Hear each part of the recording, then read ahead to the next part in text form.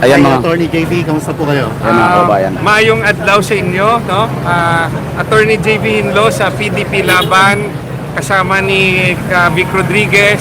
Nagpasalamat kami, no, kay Attorney Jaime Miralles at sa inyo lahat dito sa Labor at sa Maisog na inimbita kami ni Vic, no, Rodriguez.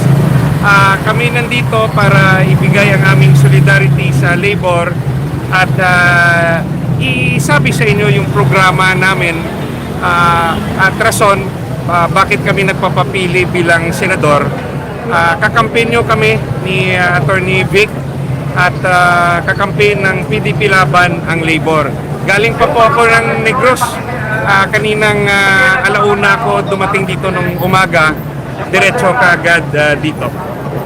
Attorney, na-interview namin kanina si Attorney Vic at isa sa tatlong pangunahing plataforma de gobyerno niya ay yung pagbuwag sa Regional Wage Board kung saan gagawing pantay o parehas ang sweldo ng mga obrero, hindi pantay yung sweldo ng mga manggagawa sa Metro Manila kahit sa probinsya.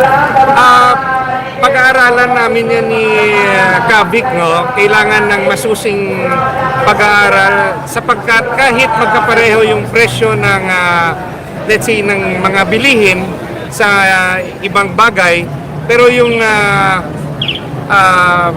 presyo naman, no, ng mga lupa magkaiba. Yung renta sa probinsya, gaya renta sa Tawi-Tawi, kumpara sa renta dito sa Metro Manila, napakalayo, no? So, yung presyo naman ng lupa, kung bibili ka, kung sa Tawi-Tawi, masyado namang mababa compared sa presyo dito. So, kailangan ng masusing pag-aaral at open naman ako makuha yung panukala ni Attorney Vic tungkol dyan. Kasi magkaiba talaga. Dito sa Maynila, mahal lahat.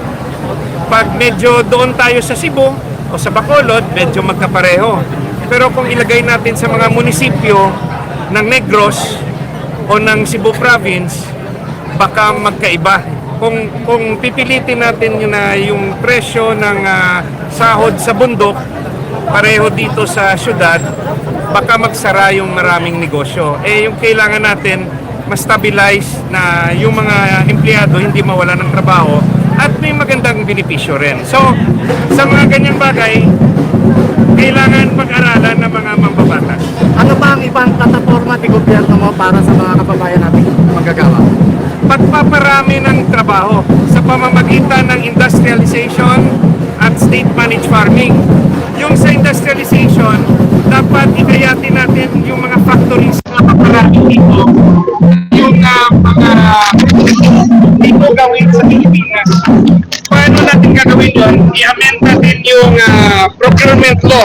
Yung procurement law kung saan dito dapat bilhin yung mga produkto kahit mas mahal yung presyo ng produkto na gawa sa Pilipinas compared sa produkto gawa sa ibang bayan. Mag-uumpisa na yata tayo? Oo, sige. Attorney Vic, ano na lang? Ano ang iyong masasabi sa 14,000 live viewers ni BMR channel sa YouTube? Sa mga labor sector at sa mga kababayan natin po at sa buong Pilipinas. Kakampen nyo po si Attorney JV Hinlo. Isa sa aking plataforma ang pagpaparami ng trabaho sa pamamagitan ng industrialization. Dapat ang Pilipinas gumawa ng sariling armas, sariling makinarya, pagpapalawak ng kaalaman natin sa development, sa industriya, at tayo gumawa ng sariling medisina, yung kailangan natin mga factories para maraming trabaho at hindi tayo babase sa ayuda.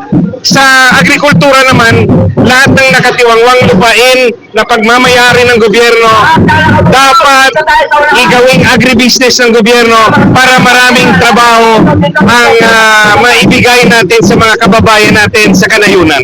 Salamat po. Maraming salamat, Attorney JV. Ayan si Attorney JV Hillo. BMR channel po. Thank you po. Ayan guys, ito na po, mag-uumpisa na.